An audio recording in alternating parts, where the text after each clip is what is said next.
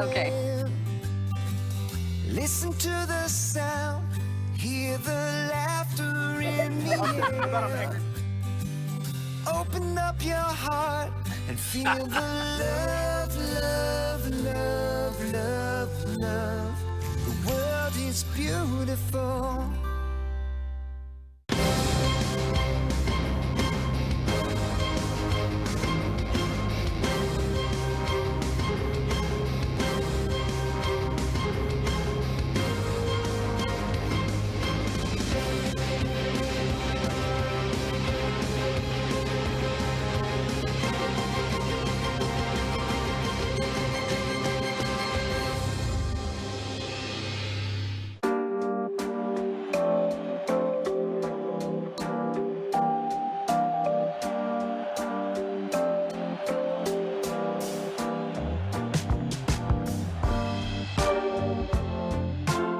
رافائيل الكورتا هو أحد أكثر المدافعين خوضا للمباريات في تاريخ الليغا. خاض هذا المدافع الموهوب 370 وتوج بلقبين للدوري خلال مسيرته الكروية التي شهدت نجاحات كبيرة بين أروقة سان ماميس وسانتياغو برنابيو.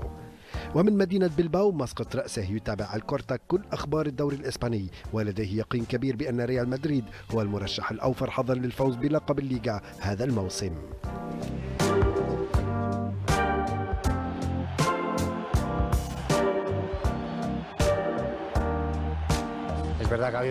ريال مدريد يقدم موسما مميزا. صحيح أنهم لم يظهروا في بعض المباريات بالمستوى المطلوب، لكنهم حققوا الفوز في النهاية. هذا الفريق يمتلك روحا تنافسية كبيرة ويمتلك عقلية الفوز، وفي حقيقة الأمر أعتقد أن زيدان نجح في بناء فريق قوي يمتلك دكة بدلاء قوية. زيدان رجل يفهم كرة القدم جيدا، كما أنه عرف كيف يستغل الاحترام الذي يكنه له الجميع بسبب تاريخه المميز كلاعب كرة قدم. بالإضافة إلى ذلك هو شخص متواضع ويقول ما في داخله بصورة عفوية، وفي الحقيقة أظن أنه يدير غرفة الملابس بصورة ممتازة، وهذا في رأيي هو سر نجاحه. هو يعمل بجد ويرغب دائما في أن يكون فريقه في حالة بدنية جيدة. من الصعب أن يهبط مستوى ريال مدريد في الفترة القادمة، وأظن أن على البرسا أن يصعد بأداء لاعبيه قليلا. في النهاية سيكون الصراع على اللقب بين هذين الفريقين في ظل تراجع أتلتيكو مدريد.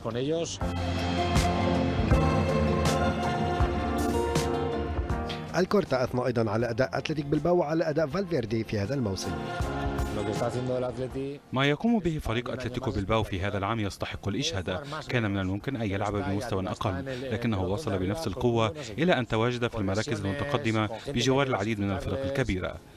وبالرغم من كثرة الإصابات في صفوف الفريق، إلا أن إرنستو نجح في ضخ دماء جديدة في الفريق، ونجح في إشراك العديد من اللاعبين الشباب ومنحهم المزيد من الدقائق، كما أن هؤلاء الشباب استجابوا بصورة ممتازة، وهذا في رأيي هو سر نجاح فريق أتلتيكو بلباو في هذه الفترة.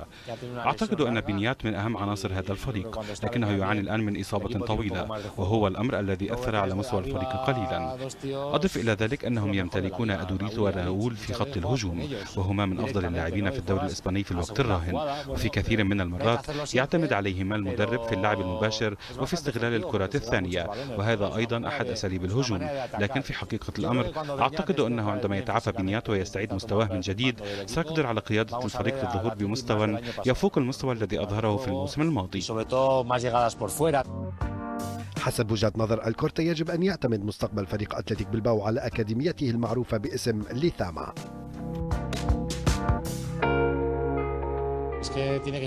يجب أن يكون لها دور كبير في الوقت الحالي مثلما كانت في الماضي، لأنها الشريان الذي يمد هذا الفريق بالدماء الجديدة، فكل عام تخرج لنا العديد من اللاعبين الشباب الذين يتأقلمون سريعا مع الفريق ويظهرون مستويات مميزة.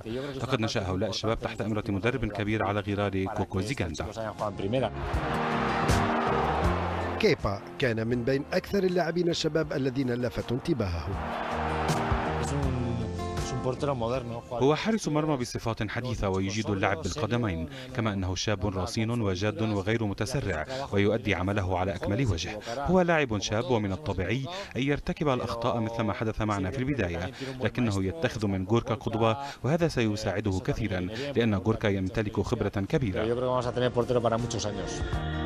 كما أنه لم ينسى ياراي ألفاريث الذي عاد من جديد قبل أسابيع إلى صفوف الفريق بعد معركة مع السرطان خرج منها فائزا. أعتقد أنه لاعب واع ويعرف كيف يتخذ القرار، وهذه الخصال في غاية الأهمية لأن المركز الذي يلعب فيه يتطلب منه ألا يرتكب العديد من الأخطاء، وهو بالفعل يرتكب أخطاء قليلة. هو ينفذ الدور المطلوب منه ومع مرور الوقت سيتحسن كثيرا، لكنه في الوقت الراهن برهن على قدراته ومهاراته. وبعد خبرته التدريبية في أولمبياكوس وأولمبيك مارسي لا يستبعد الكورتا عودته للتدريب من جديد في المستقبل القريب.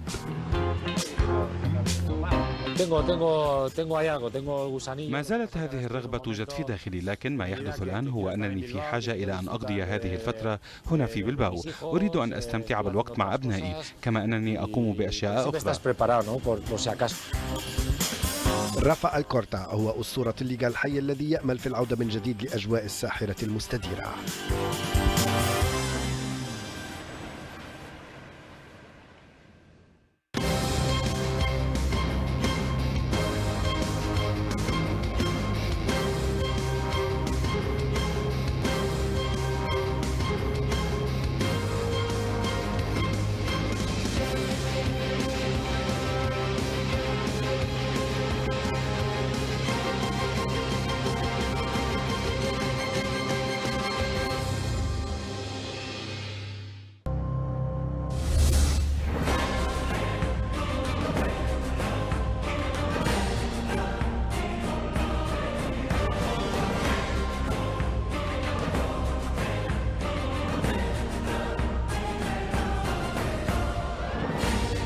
نابولي، يوفنتوس. الأسبوع 30 من الدوري الإيطالي اليوم حصريا على الان سبورتس 4.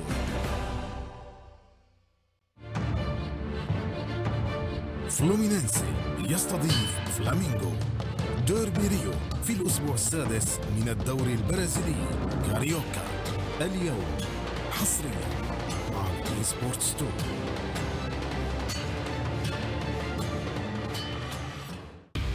منذ أكثر من قرن وإسبانيول يعتبر من أهم الأندية في العاصمة الكتالونية.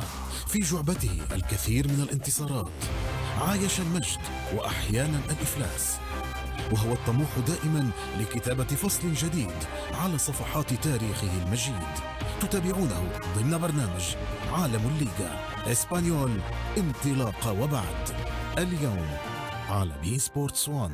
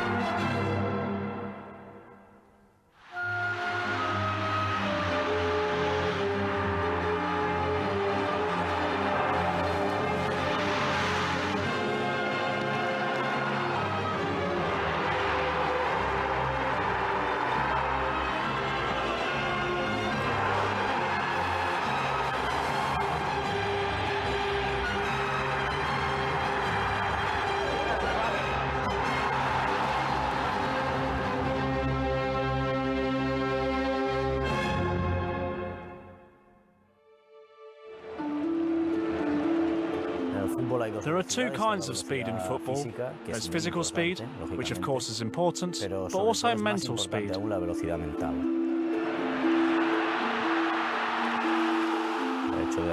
When you set up a goal, you feel like you've done something big, like you're an integral part of the game.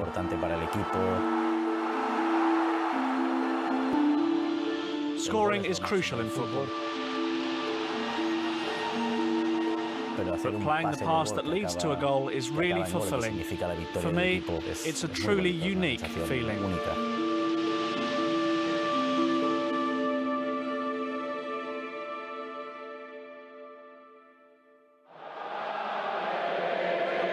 In May 2015, Xavi Hernandez finally called time on his career at FC Barcelona. After nearly a quarter of a century spent at the Catalan giants, Xavi said goodbye to the club with whom he had conquered the footballing world. It was an emotional farewell for a man that helped Barcelona become one of the greatest teams of all time. And for Xavi, it was the culmination of a long and distinguished career that began many years before in Terrassa, in Catalonia.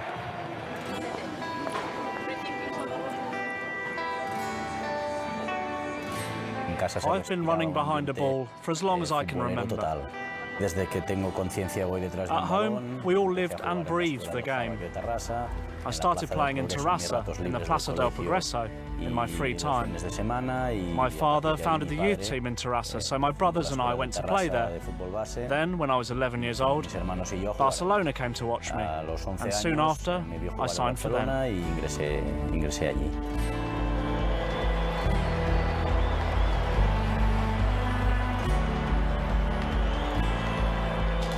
I remember the first time I went to the Nou Camp. The whole family went. I fell in love with Bernd Schuster. He was different. He had this blonde hair, and he was the one who switched the play in midfield, hitting these 30 or 40-metre passes, which you didn't see much in football back then. I really liked the way he played. Then when I was 11 or 12, the club's coaches, Joan Villa and Albert Benages, told me to watch Pep Guardiola.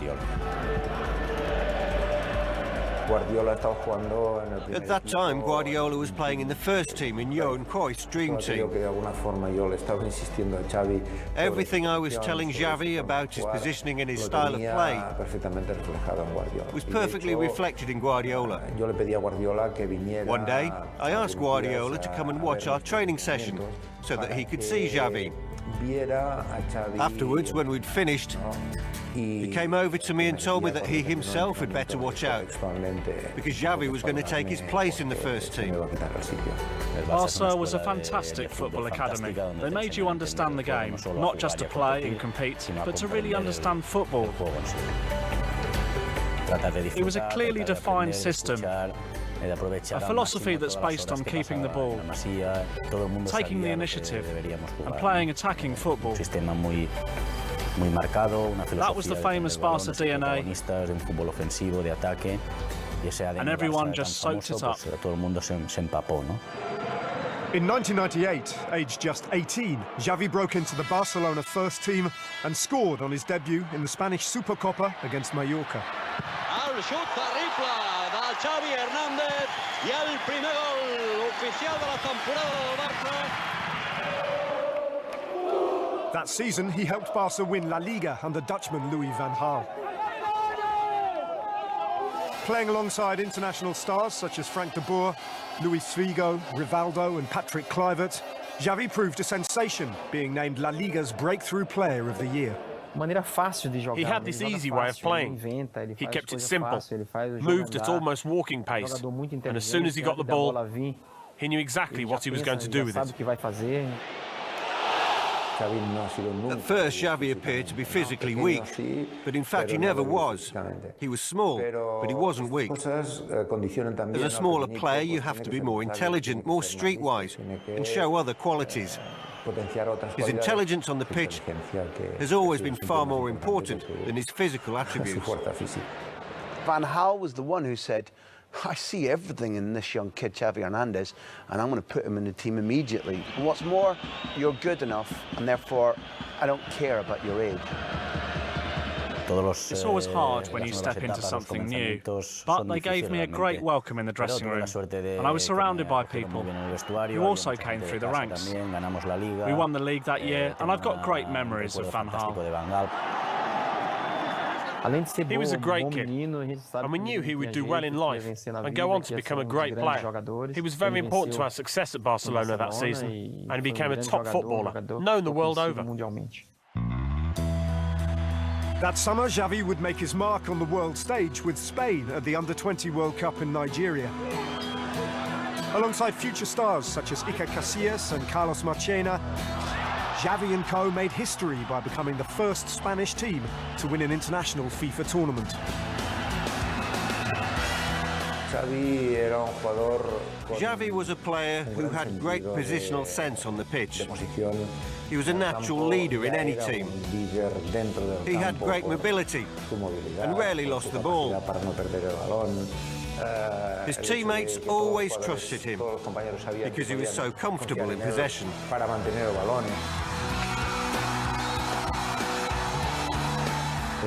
That was a real turning point, where we showed we had a good generation of players in Spain.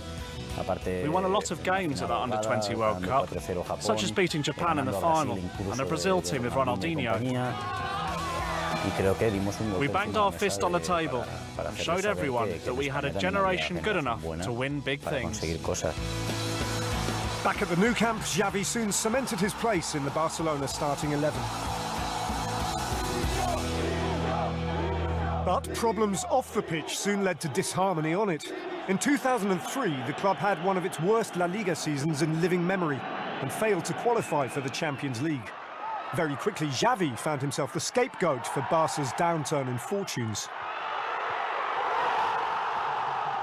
When you talk about the levels of criticism that Xavi had to sustain around the time when the club couldn't make up its mind about its playing philosophy, couldn't make up its mind about who was the adequate coach for them. What Xavi was a local guy not made good at that stage. People were intolerant. We went through a spell of 4 or 5 years without winning anything, where people didn't believe in us and didn't believe in me especially. There was this tendency to keep changing our system of play. It was difficult, but we got through that bad spell. Xavi did what he had to do. He had to believe in himself, work hard, and trust that he was a player that could succeed at Barcelona. And that's what he did. In the summer of 2004, Frank Rijkaard took charge at the Nou Camp and returned Barcelona to winning ways. With Xavi at the heart of all their play, Barcelona won back-to-back league titles.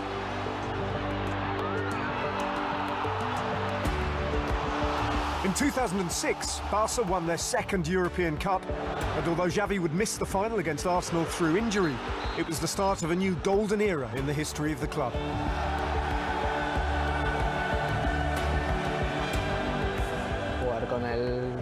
Xavi made playing alongside him straightforward for everyone, not just me. He made the difficult things look simple, and that's not an easy thing to do in football. He knew exactly when to pass the ball and when the striker was available to receive it. When Xavi was on the pitch, the match revolved around him. He knew how to manage the tempo of the game and knew what the team needed at every moment, whether to inject pace into the play or whether to keep control of the ball. He was a very intelligent player, but also worked tirelessly in midfield. What stood out for me was that it didn't matter what ball was fired into him. He would always control it and then make a good pass.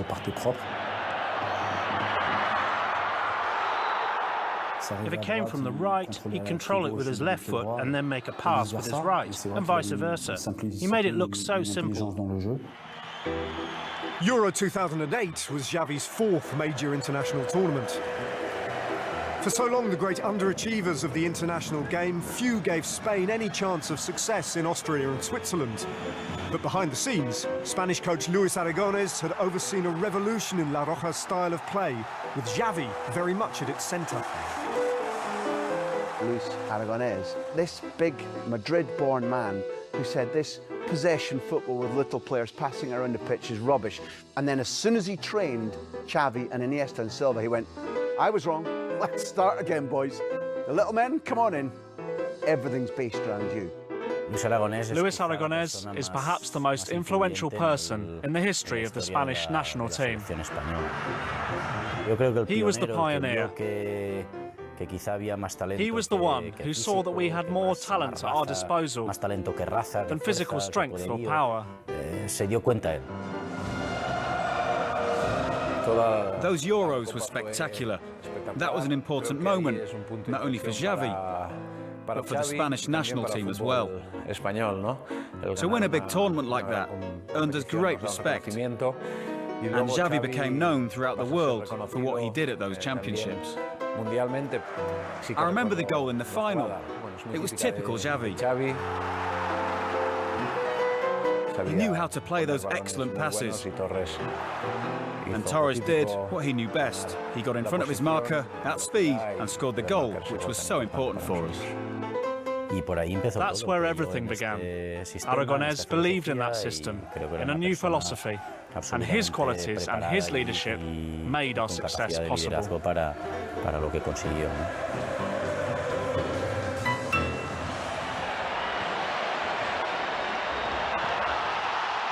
Barcelona's style of play would be transformed following the arrival of Pep Guardiola as coach in 2008. Building his team around the diminutive trio of Xavi, Andres Iniesta and Lionel Messi, Barca would become the greatest exponents of the style of football known as tiki-taka. Xavi underwent a big change after Euro 2008 when Pep became coach.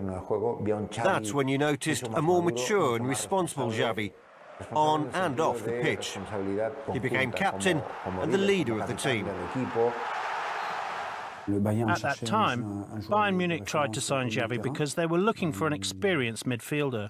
But I think Xavi made a very intelligent decision not to join Bayern and stay at Barcelona instead. Pep knew what he wanted to do, where he wanted to go, and with whom. Pep has been the benchmark throughout my career. Firstly as a player, as someone who helped me perfect my game, and then as a coach. He gave me a vitally important role in the team. We speak the same football language. We grew up in the same place, and we understand the game in the same way. To my mind, he's one of the best coaches in the world. That season, Barcelona won La Liga, the Copa del Rey, and reached the final of the Champions League against Manchester United in Rome. You always dream of making it to the Champions League final. We were lucky, and that it was the second time we'd made it to the final. But we still knew we faced a difficult opponent. The first 10 minutes were